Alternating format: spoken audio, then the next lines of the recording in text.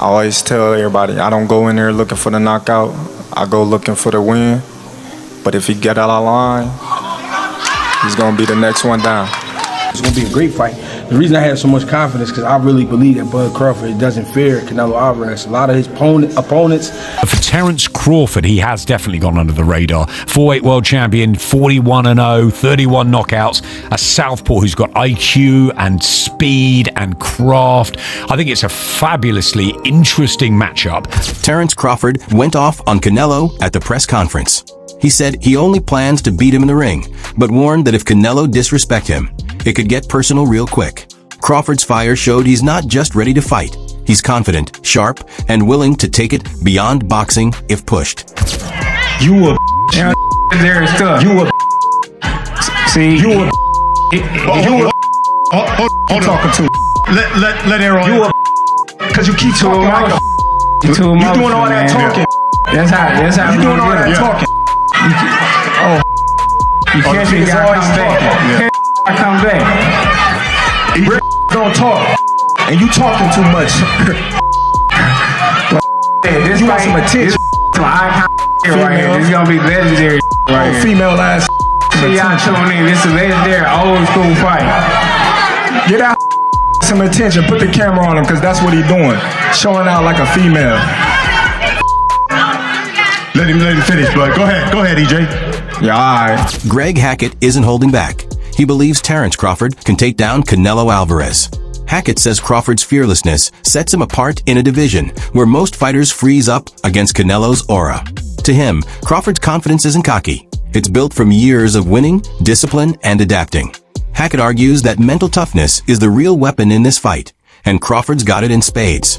While many see this as Crawford's toughest challenge, Hackett flips the script. He says this is just another chance for Crawford to prove he shines brightest under pressure. Canelo, they taking Crawford. You got people that was taking Crawford. They taking Canelo. Yeah. What do you make of it? It should be that way because we talking about a great fight here. We talking about two great athletes.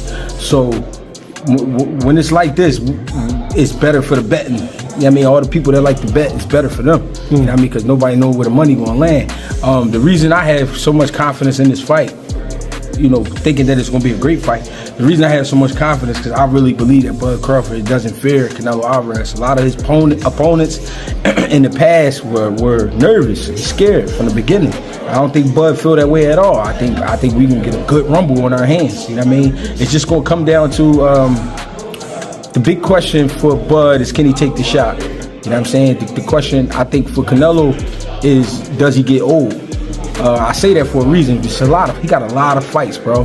He got, I think he going on almost 70 fights. You know what I'm saying? Or he a little bit under 70. That's a lot of fights for current time. You know what I'm saying? And Bud got a lot of gas still left, but he's older as well. You know what I mean? A lot of people like to give him shit for not being able to take a shot, or not that he didn't take the shot, but getting buzzed with some shots at lower weight classes. So it's like, how can he handle himself at 168 pounds? But you have to understand the physical to understand how. You know what I mean? I'm not about to get into all of that, but you know what I mean? I do understand he will be a lot more sturdy at 68. I mean, if you smart, you've seen it at 47 versus Earl Spence. Adam Smith, one of boxing's most respected commentators, says a Crawford versus Canelo fight would be a huge step up for Terence, but far from impossible. He points out that Crawford's fight IQ is on another level, with the ability to read opponents and pick apart their mistakes. Smith argues Canelo's defense, while strong, can be cracked by someone with Crawford's speed and sharp timing. He believes this fight could come down to points, with Crawford out-thinking and out-maneuvering Canelo over 12 rounds. In Smith's eyes, a Crawford win isn't a crazy upset. It's proof that skill and brains can beat raw power and height. September the 13th, it's billed as fight of the century.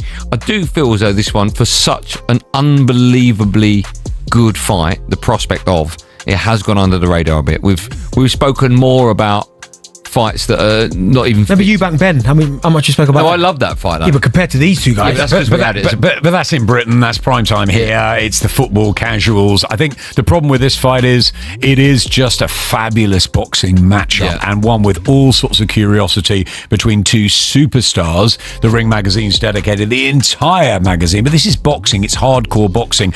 I think Canelo is known. I think Canelo, obviously the Mexican machismo that holds all the super middleweight titles, nearly 70-odd fights. He's been phenomenal. I think he's 35 now. But for Terence Crawford, he has definitely gone under the radar. 4-weight world champion, 41-0, 31 knockouts. A southpaw who's got IQ and speed and craft.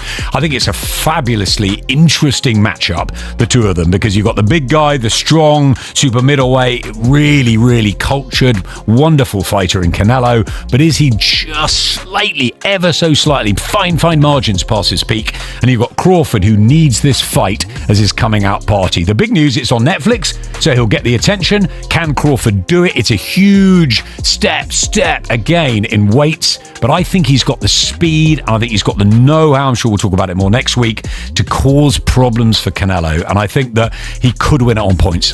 Ade Oladipo isn't impressed with the Crawford versus Canelo hype. He says it doesn't have the same real suspense as Usyk versus Dubois. In his view, the weight gap and Canelo being the heavy favorite make the fight feel unbalanced.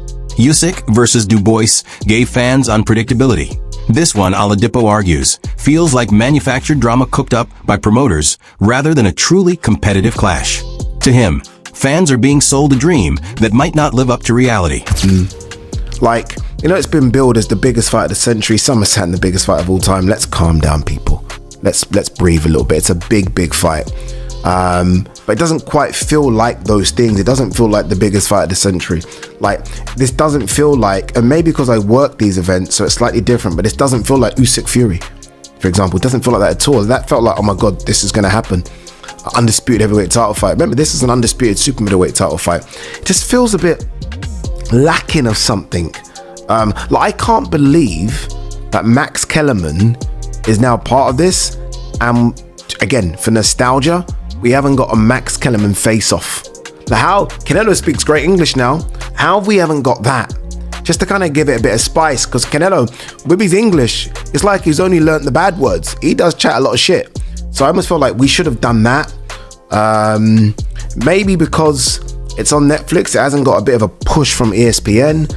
Obviously, there's no DAZN stuff, obviously, because DAZN are not covering it. I feel like it's lacking something.